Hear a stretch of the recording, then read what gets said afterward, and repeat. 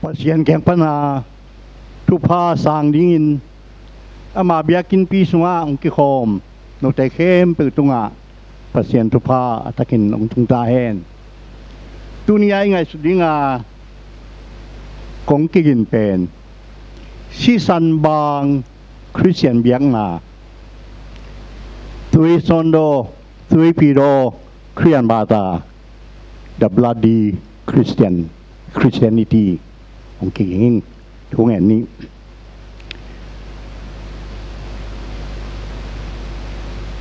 na si san man pha le si san wang lian na gen ding in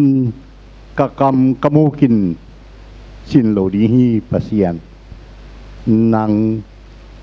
ong kam pawin la hilai kan nang kiang pana thupa nang kiang pana thatak alamen na tate tunga na gen nobang ong gen tain azangai khem peu khasiang thupa sianin alung simu anun tang no kong kha khongin la na thu lut sakin topa Jesu min suang ko ngenu topa pasiano amen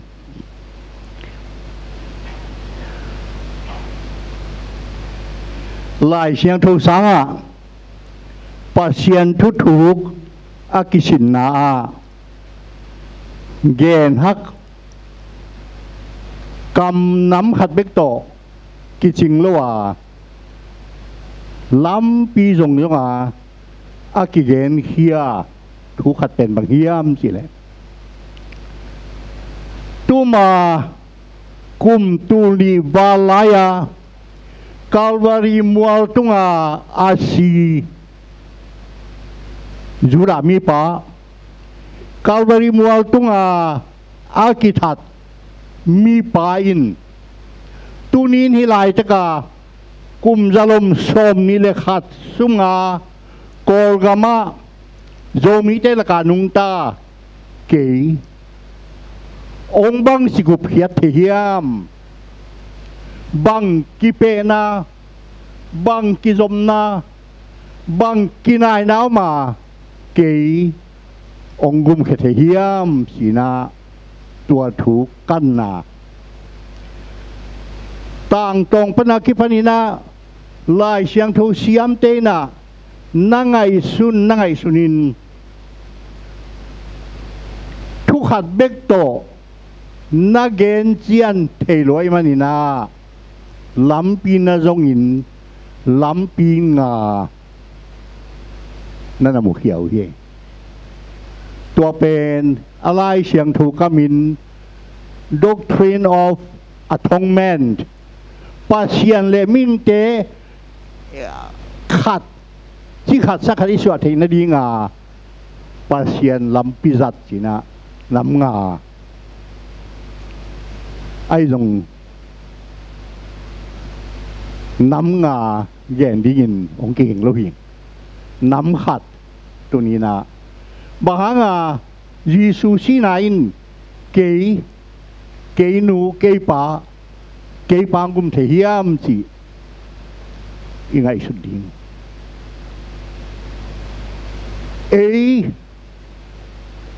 โจมีเตียดิ่งนะล้ำขัดเป็นไงสุดทักโลหิบางยามจีเลคริสเตียนลุงดำนาทูtapi robiang na isan mahimimina na lesat tuwag lehang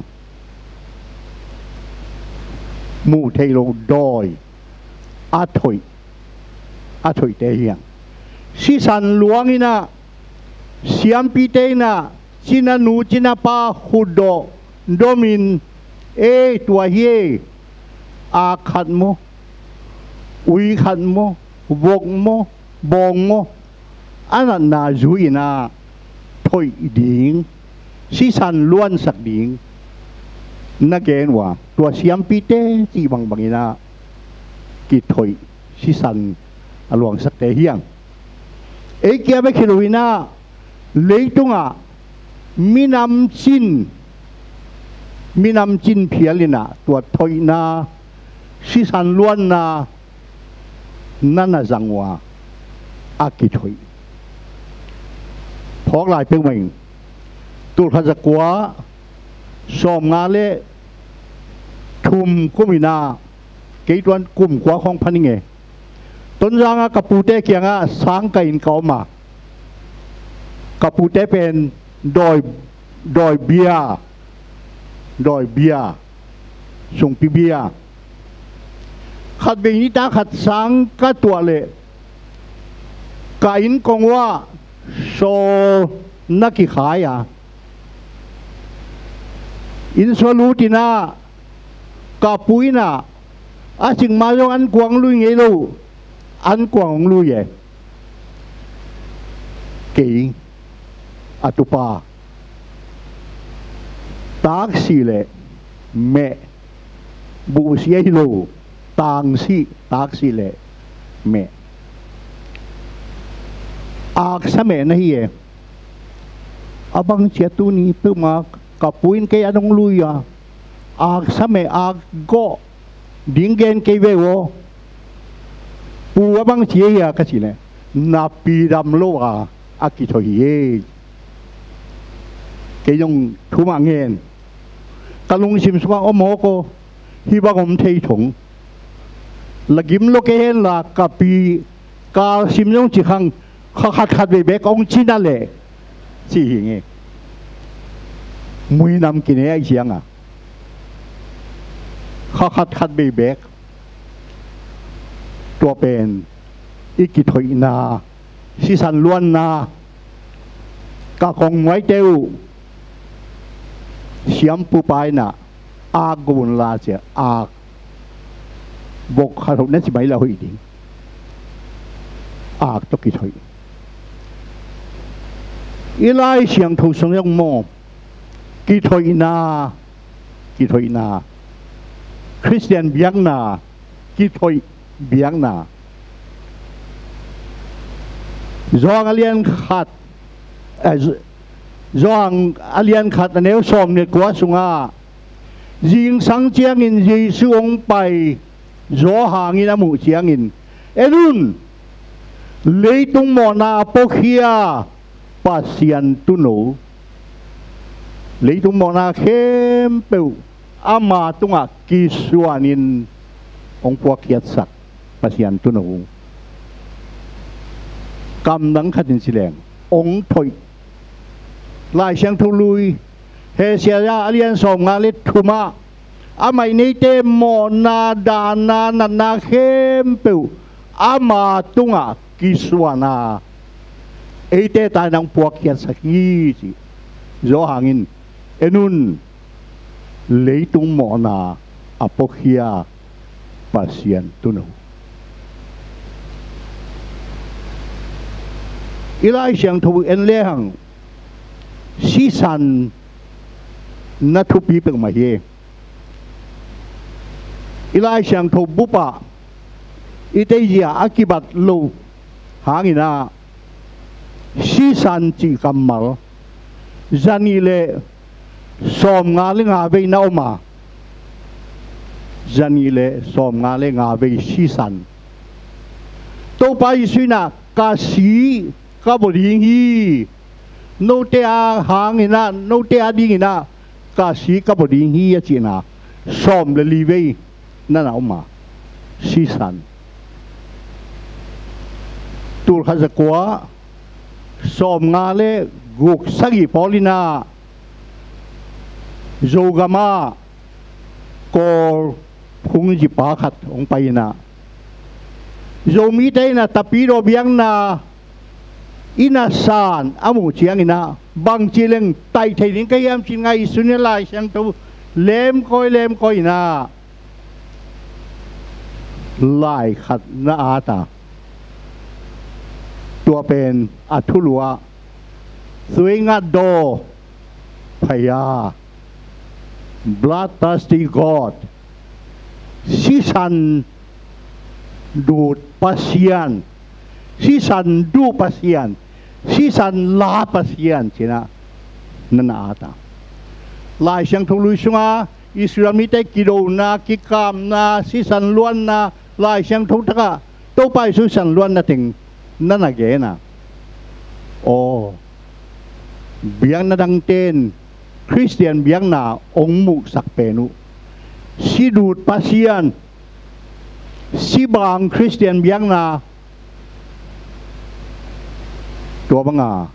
ong tel sak mulong aman na siya may si santo akipel telo Christian biang na ye si san bang Christian biang na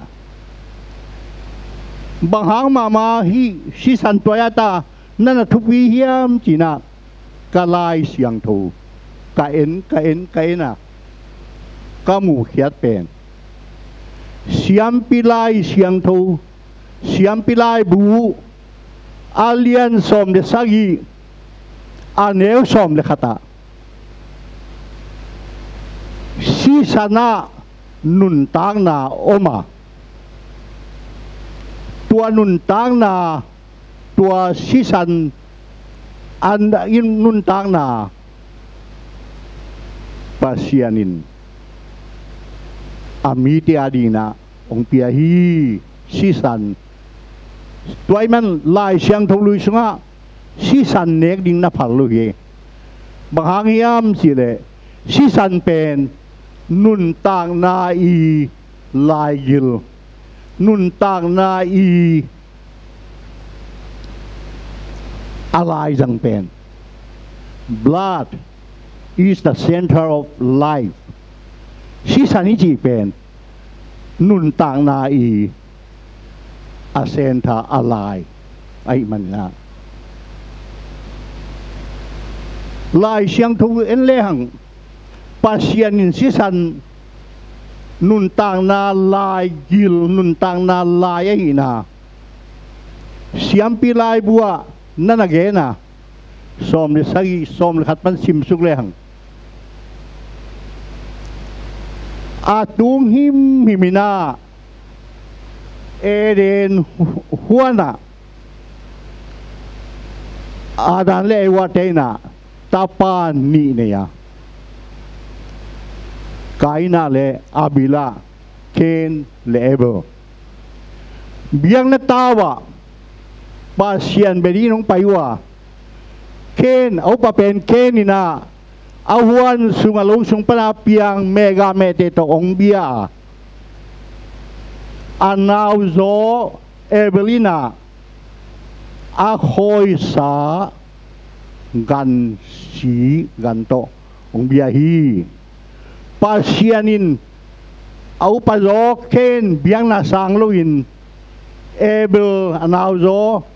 i biang na sanga au pa thang pa ai manina he haza ai manina anaw pa thathi kagen thi jel hun zan na ten than piang na kagen thi jel pen Christian teo leitung biang na nei biang na teo kidomun ki na Christian biang na nangon zang khial khale hang leitunga tual thana ama sapen pen apian na biang na hang hi kenina asangampa thupanga pasianin ama mai pha pia hi ang van hi china muai manin kita nang piang hi si kagen ni bahanga pasianin sisan de dia hiam sire nun tang na i lai tel hakke jatawa sisan kisam e zo mi te sunga zedwaye te zang pong e zedwaye te sikisamam le i polpia sia khumung te polin makain sikisamam le jasakin isi kipianga anamakibang na naumlo sisan akim kipianga tua pen bang hiam sile inun tang na aki hom i ke inun tang na cây giật điên ra sang atam dọc lệ mi đang tên rằng hen chỉ na i na to phal na to i si san i kiop pen nun tak na ki hom hi hang chi bang hiam chi le si san lai siang thâu sunga mane Christian biang na pen si san bang si san to ki pai kan biang na hi na pen nun tak na dena siapang lai siang thâu sim na pasianina atapa anun tak na ong piain ama si san hopolama ong sin ong kibua hi chi kalai sim naman le set kan som ni le thum ta te ilung tang panina ipum pi khem pe si san circulation si san vial khatta pa hi ahang tua pai ke le inun tang na abei ding inun tang na isi kizel non loin inun tang na pai non ke le asiring toy man nun tang na pasianina si san anabul phu chi na adu ding adon ding hiloina nun tang na i lai gilai man na si san naman pasakhi chi i phok ni na ding ilai sung leng si san zanil som nga alinga be ana sep aman phana tam pi dak nau maตัวละกะปอลขัดเย็ดดีนะได้ยิงอามาสเปนเป็นนาซิสานินาเยซูซิสานินาอีโมนาเข้มเปิวคูจิปินองหมายสักฮีจีปัสยันมินทางใต้ตัวให้เอ็นอีพกค้างหรือหางอีนะตัวไปส่วนปาลิกุมป้าสางCalvary muala ong sina isan le imo na kempeu abeisa tulai tak mai la muna ing na na tua sisan kicing ahi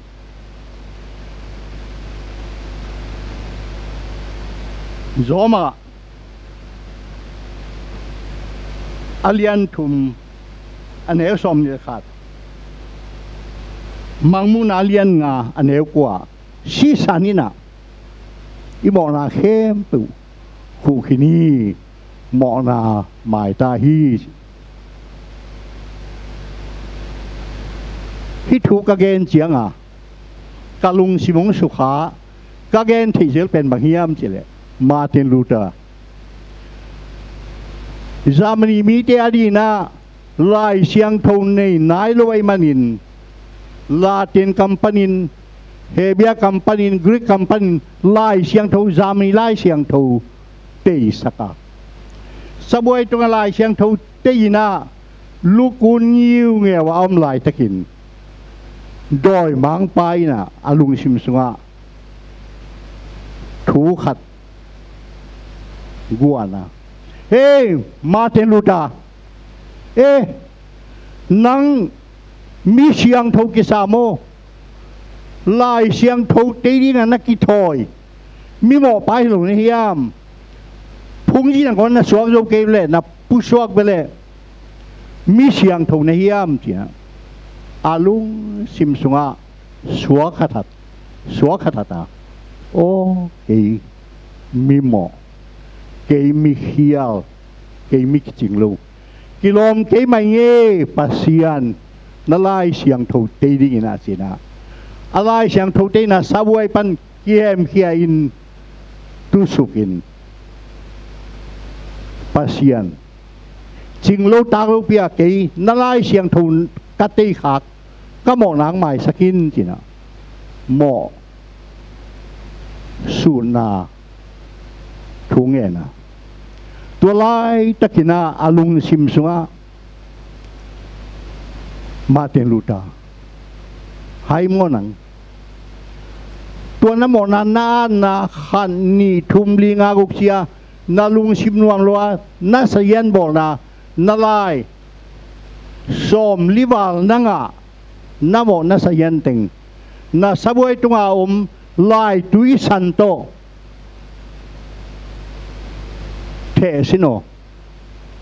sil sino himabe mo na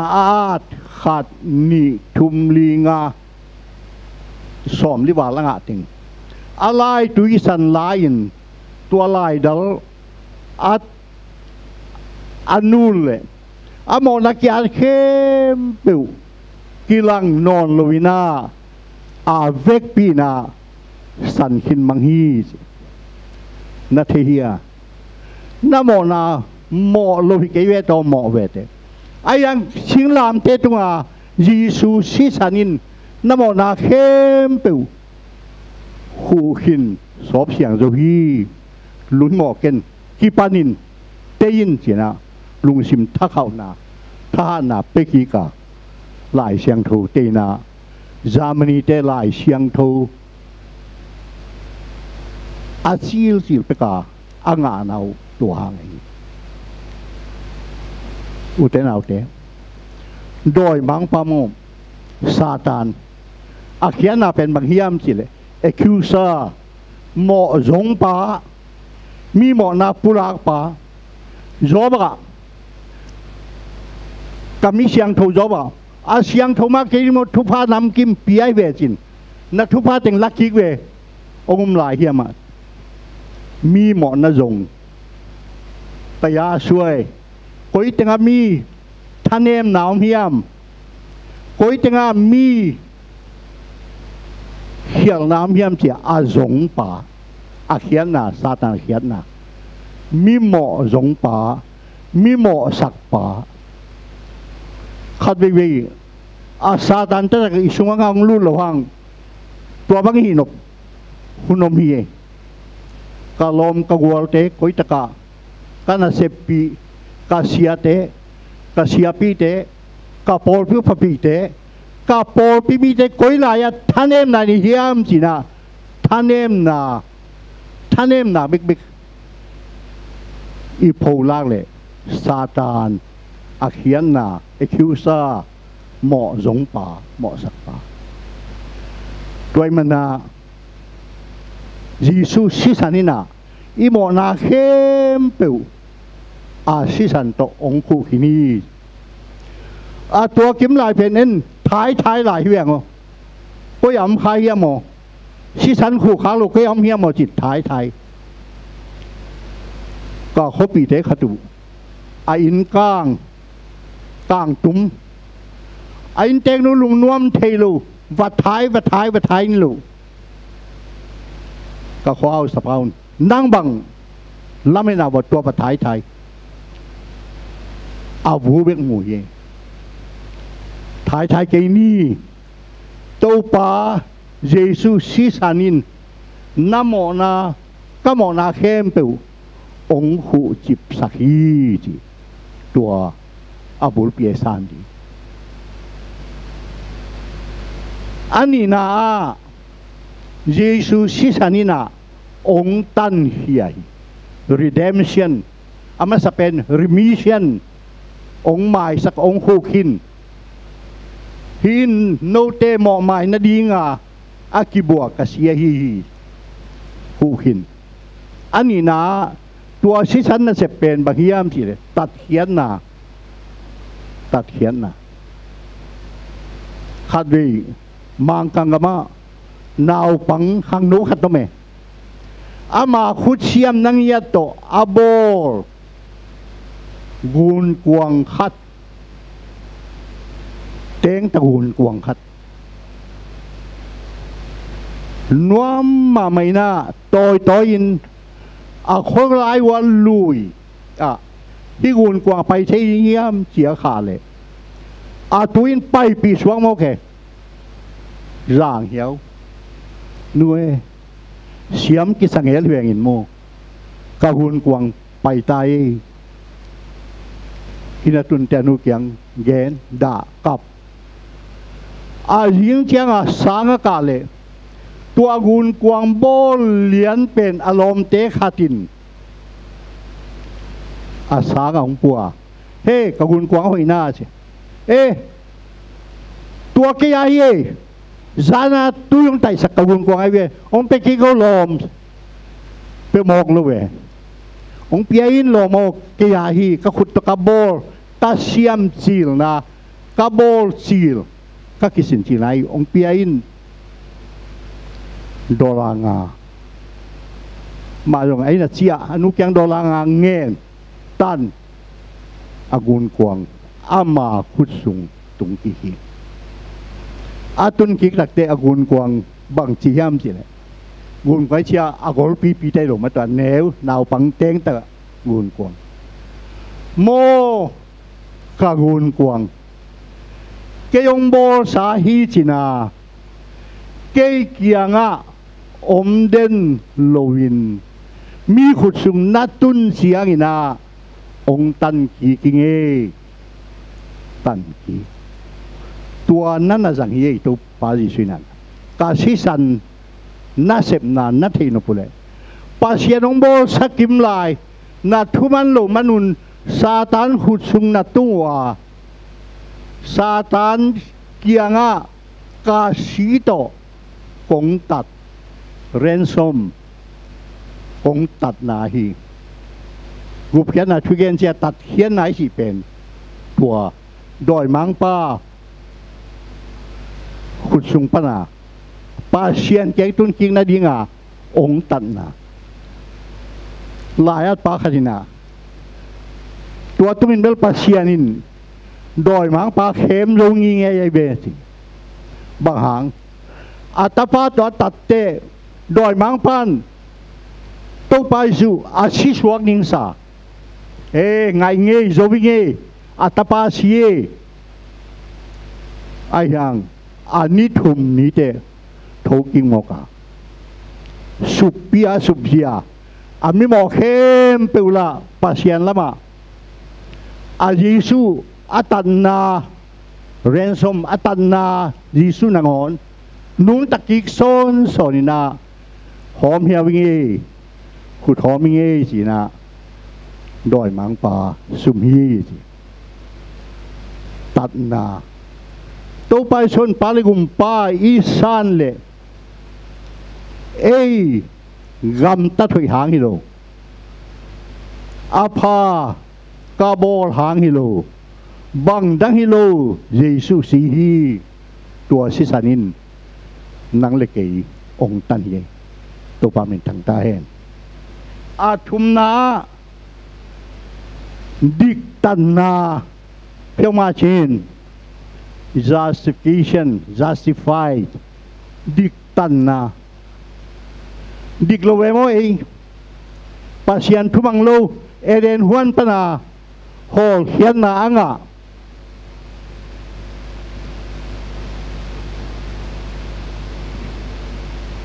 ahoy isem nangon isep ro sun bangong lu thiam chile kalai na siai nge ha ti nge sem jo nge chi na sol tak bolin ahoy na sem nangon na lung sim sunga ki phat sang na lu lai ve o pasien in di kong salui apa na bol manui ke Yesu si san hanga dik tan na nga hiu te si mang kang gal kapat agal kapan topina civil tang mi suakin kumpitain taya suaina nang gal kap kim lai na gal kap na to man lu hi te sin taya suain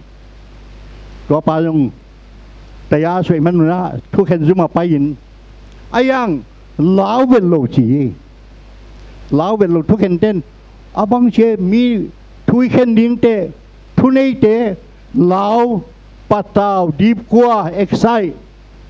hi pa tua bang nom ke ba bang che de abang che de tu sit gal kam ngin hiam kam mai ba tom na hiam a hangom hi kum pi phal na nga hiam na bu te phal na nga hiam bu te phal na bel nga kin ka tung sia te phal na nga kin tuai le nang gal kap tai sim namo na thua ding hi te chia thua khen lianu le tua pai na ai sung pan lai khat ong lakhia tua lai pen Charles the first Charles khanna kum pi pa hi pa pen anu apa bag ding khoi ding om loi manin gal kap sung pan top khwan kapia hi china lai laka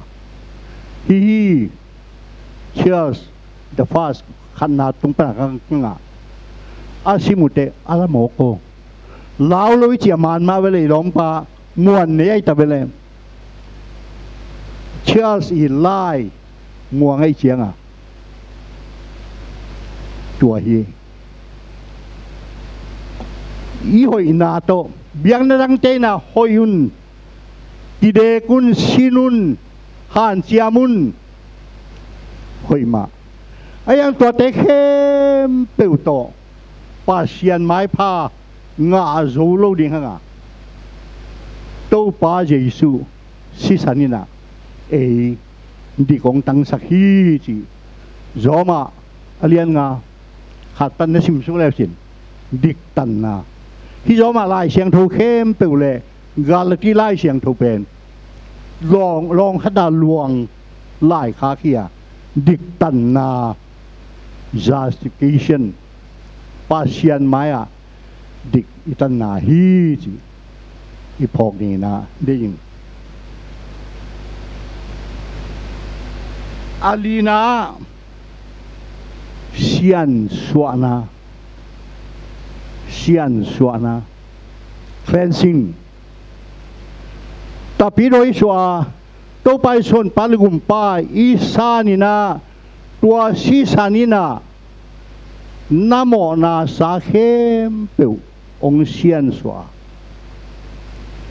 ayang ina ming mai manin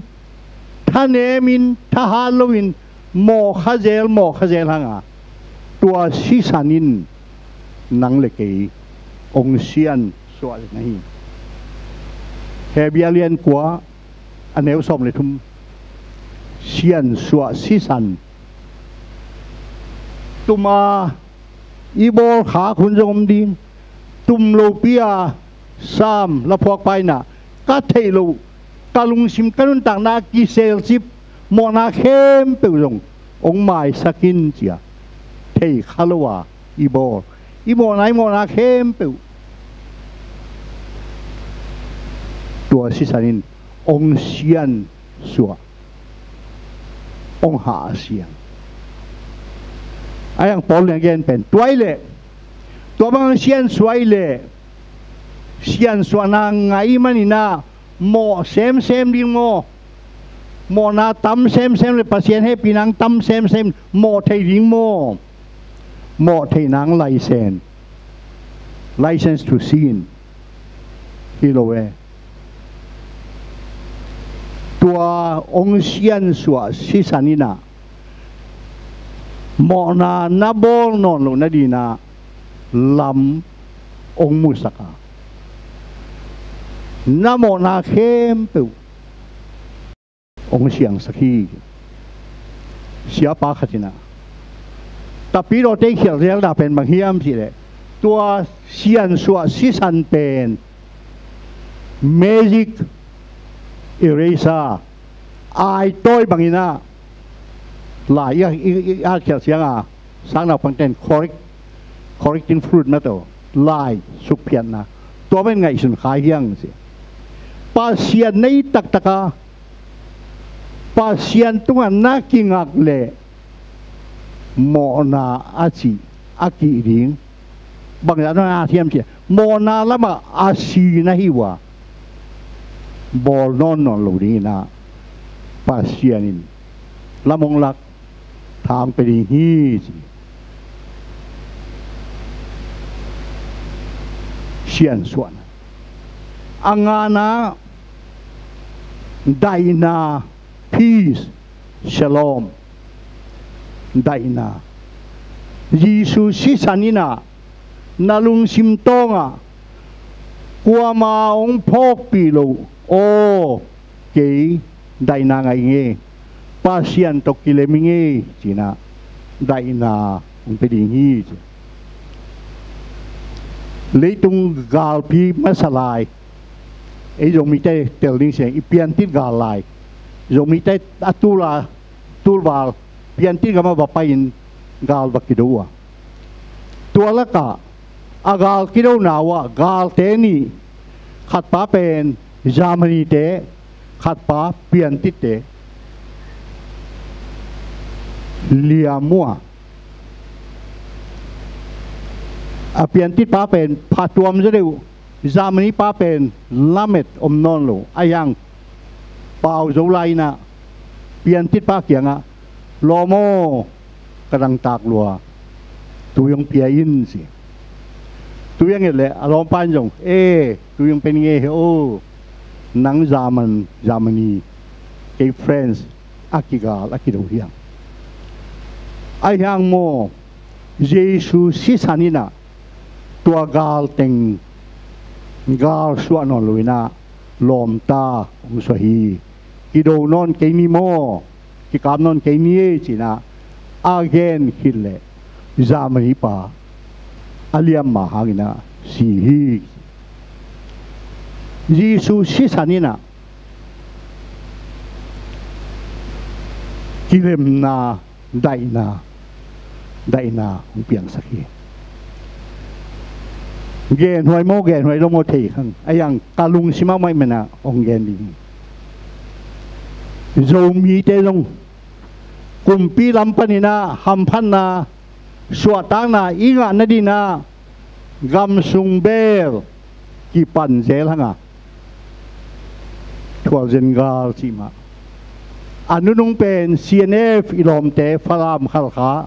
sang naw pang te gam sung belina tol pi khat sung tua chiang in tua kilem na pen long nila khana ki kam non ke ni chin len mat ong thua tuai le zo gam khan to na ding le zo gam nom na in khem pe no tawan laun pon phiu yi ilom ten ngai ngawai chiang a zo gam huap dinga zo gam huam dinga tedim gama tonjanga palama khal kha than tanga matupi lama zoom ong pu som chiang a ei zo mi te tel yen lang tedim mi te kyang kilem ding yang ko ni dang ina zo mi bu pa dinga a ding hiu kilem ni zoom tedim ma ko ni tedim mi te kal khatumi kilem ding hoi ayang ina abei sa sunga nagam tan nau kumpi kablowin tual sung no khulum ta si omiung tua te tunga kilem na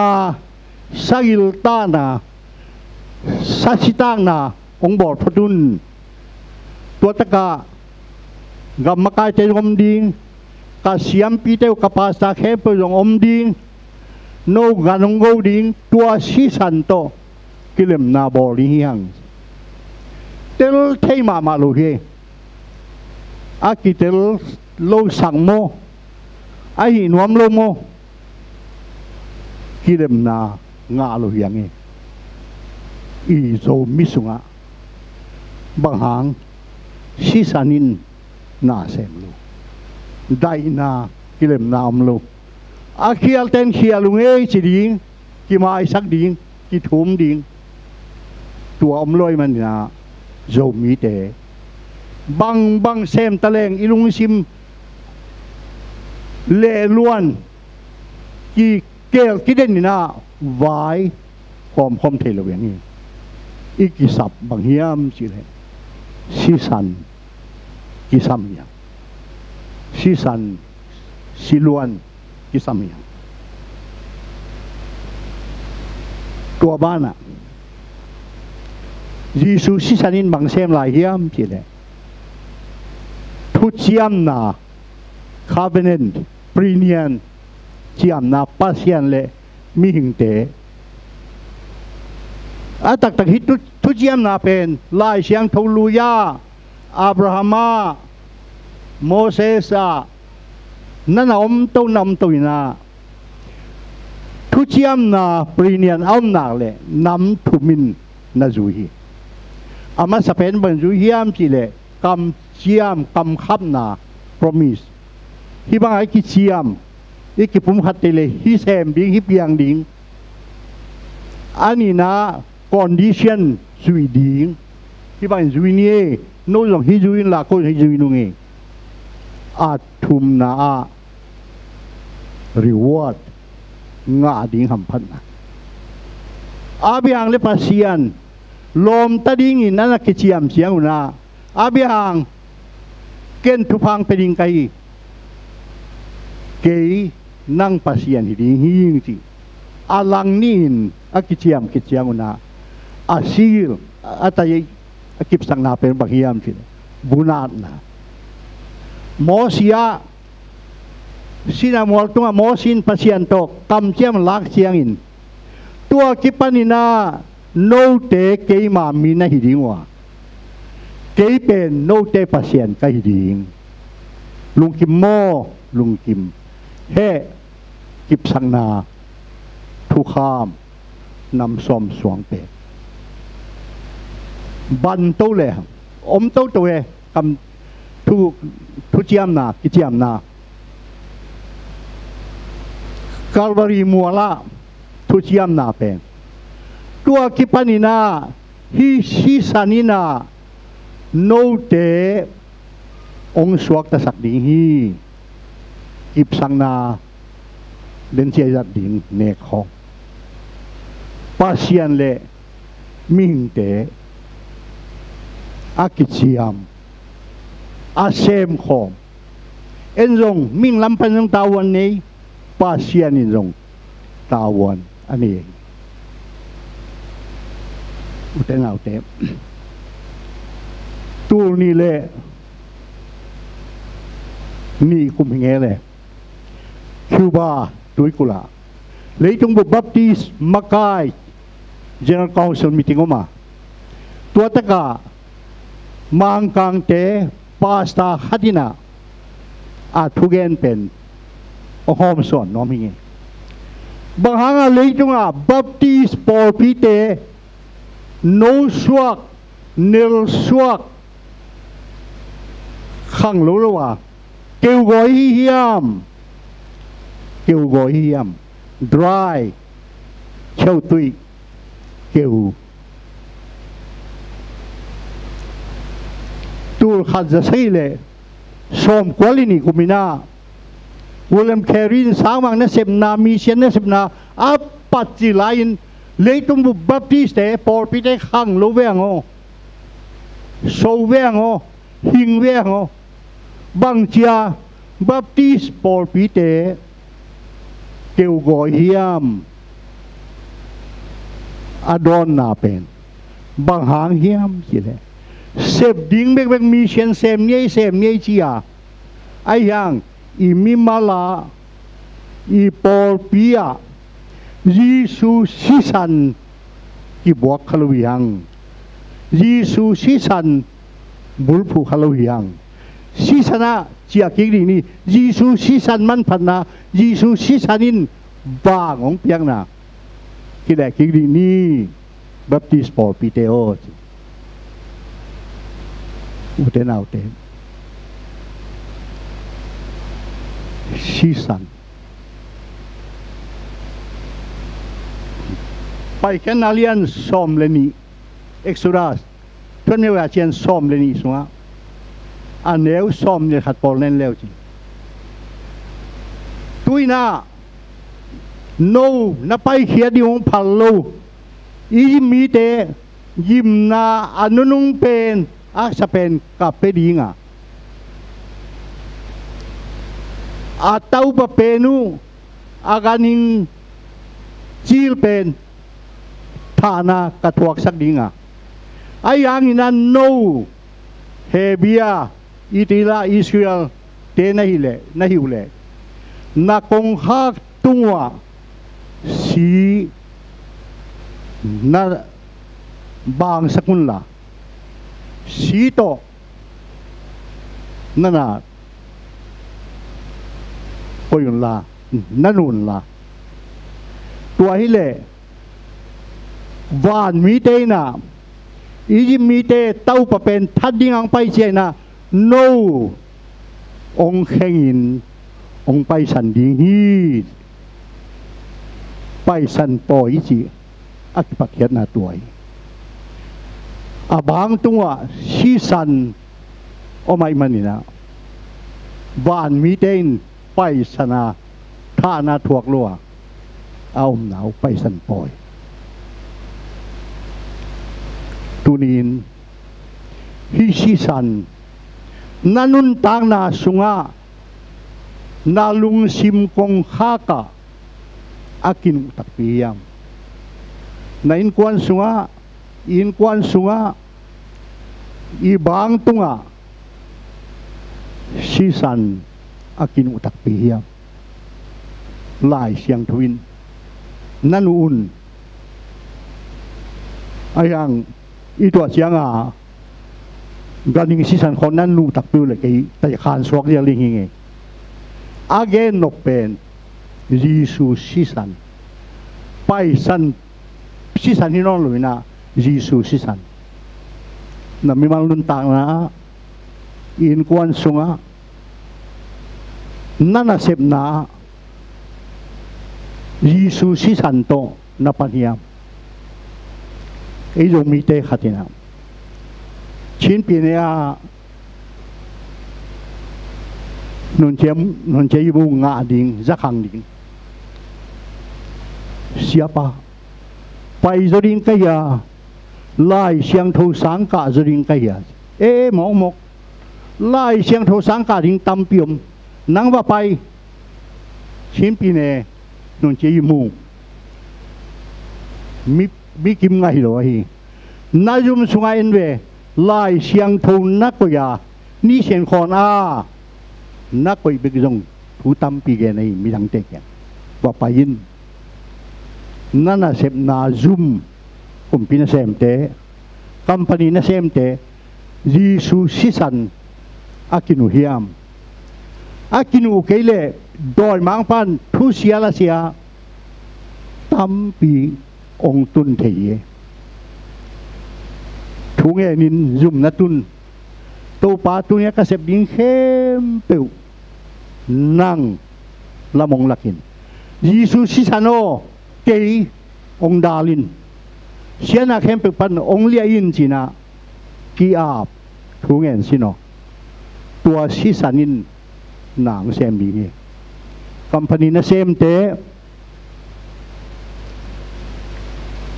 na sem na pual na sem na zunga tua be kilowina na nei sa na lam sa pasien ong piak moto mo in mo Jesus sisan akinu hiam Jesus pasien hi in hi moto nang ong apingi nang ong lia ong dal sa ko sina ama naap ama tunein na zanghiyam sisan bang Christian biang na sisan bang Christian nuntang na tua sisan nina ong tal suan pi dinga van gam long tun ding hi chi ipok ni na ding yan na khem pe pasien tu pang piak sak tai